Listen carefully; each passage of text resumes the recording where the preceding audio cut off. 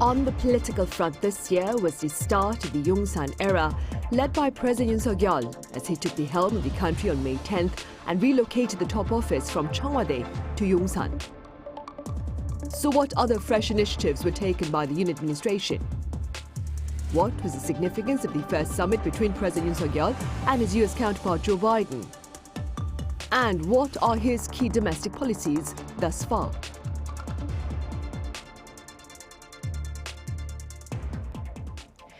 Welcome to Issues and Insiders. Today we highlight some of the stories that led the political arena this year. And for that, I have Professor Song Se-ryun at Kyung Hee University live on the line. Professor Song, it's good to have you with us.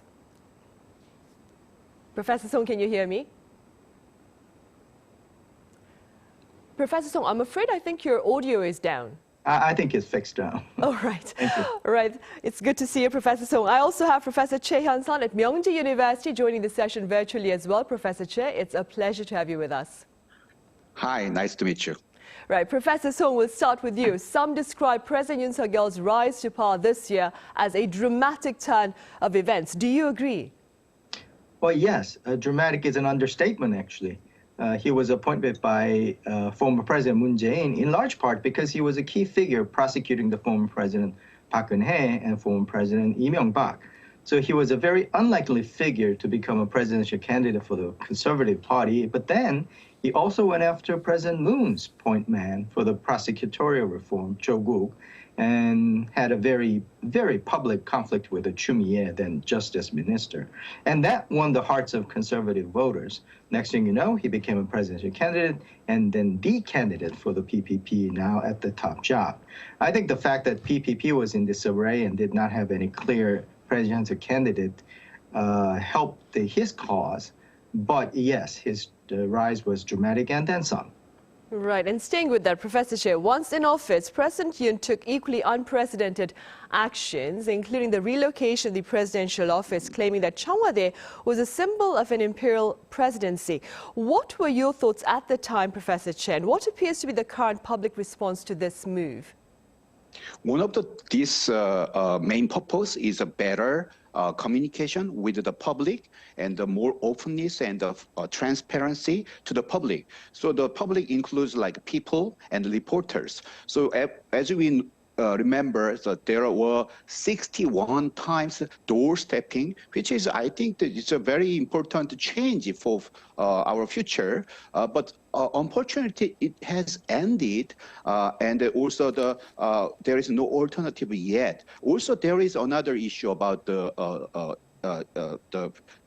expense of the relocation. Originally, President Yoon envisioned maybe 50 billion won will be enough for the relocation, but now 20 times over the maybe cost. There's an opposition, the Democratic Party argue like 1 trillion wons will lead it. So this is big difference, big gap. So I'm not sure about what was the result and how the public react about this relocation, but I think not yet. President Yoon didn't satisfy about his pleasure, and then at the same time, maybe many things to do in the future. Right. And Professor Song, as Professor Choi mentioned, President Yoon initiated the impromptu daily Q&A sessions with members of the media on his way to work once in office. What has been the impact of these impromptu interactions, which, as Professor Choi mentioned, have been suspended since last month? Yes. Well, one of the key campaign pledges was to be closer to the public and move away from imperial presidency. I think in that vein, moving out of Blue House and what we call doorstepping sessions were partly fulfillment of his pledge.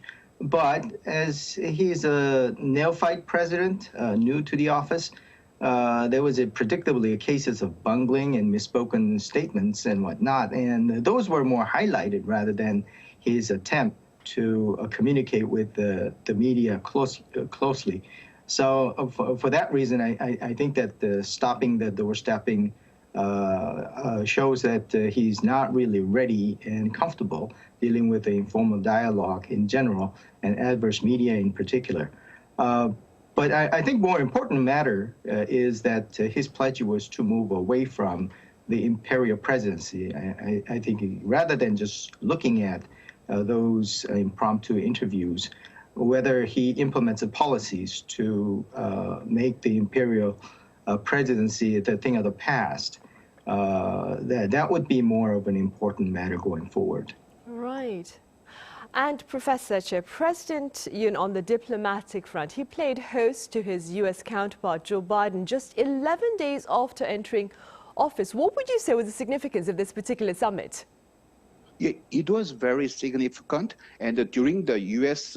President Joe Biden 3 days stay in the Korea, and two summits met, and they reaffirmed about their alliance in terms of the military and economic. That is very important, and this is a very good way of the start of our new government. In the same time, we must remember about President Biden's started his trip to Korea from Samsung.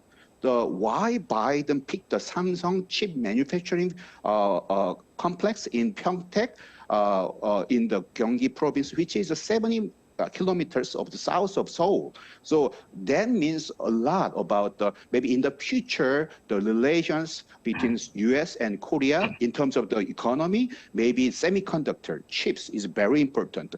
So after this kind of the big summit, we can see the more development over the chip 4 and then in the possible economic framework. So this is a very good way of the starting of his diplomatic matter. Right, and staying with summits, Professor Song, President also held talks with his regional partners, including the leaders of Japan and China. Do you believe the Yongsan era has set the stage for greater momentum, perhaps, with regard to Korea's diplomacy, Professor Song?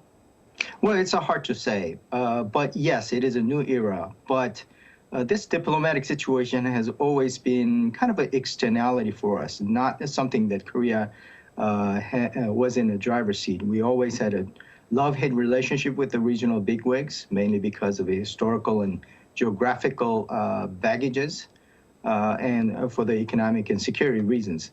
I think that President Moon's stance was an awkward, equal distance diplomacy, and his passion to befriend North Korea was sometimes inexplicable. But President Moon moved closer to the U.S. in terms of regional security scheme, and therefore it's more open to better relationship with Japan, and is willing to risk a little bit more tense relationship with China, which happens to be our biggest trade partner. So it is a new era, but as people describe it, it's a new Cold War era or a new relationship in a global governance. So uncertainties abound. I think that what is important for President Yoon is to look at the changing dynamics in the global diplomacy and also politics, and tend to the details and make some quick decisions to go with how we can grow economically, but also secure security in the region. It's a tall task. Right, it really is a daunting task. And staying with the economy, Professor Choi, on the domestic front, President Yoon has called for economic expansion spurred by the private sector. What are your thoughts on this economic campaign? Recently, President Yoon and the ruling party People's Power promised about $40,000 per capita by the 2027, which is a very interesting point in this time. And but people like this. But the way of how to reach that goal is maybe they use more the private vitality and the reduced government regulation. That is very important point. No government in Korea yet success about reduce regulation properly and rationally. So if President Yoon and the administration can succeed about this regulation issue, maybe private part can have more vital way of the development in the future, and he can reach the $40,000 per capita issues. But we don't know yet about how to do and what is the procedure and step by the 2027. So please give us about the way of the reach the goal. That's very important in the next time. Right. Professor Song, the Yoon administration has pledged reform in the education, labor and pension system, saying the changes will allow for tangible national growth. How do you respond? Well, those are different. Those have different focuses, but are all important matters. For growth, I think the labor reforms, along with measures that will give boost to businesses, will make it easier for companies to make investments and start new projects.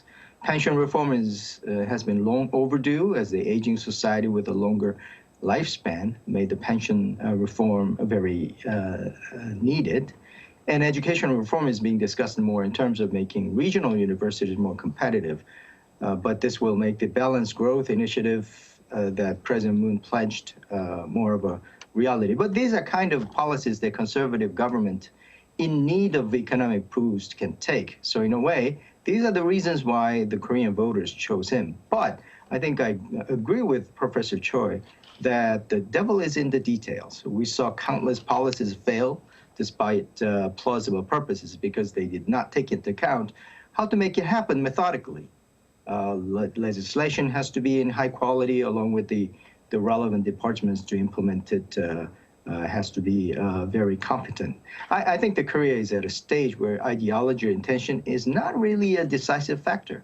Rather, attention to details and the art of making policies come to function, or you call art of governing, is very much in need at this point.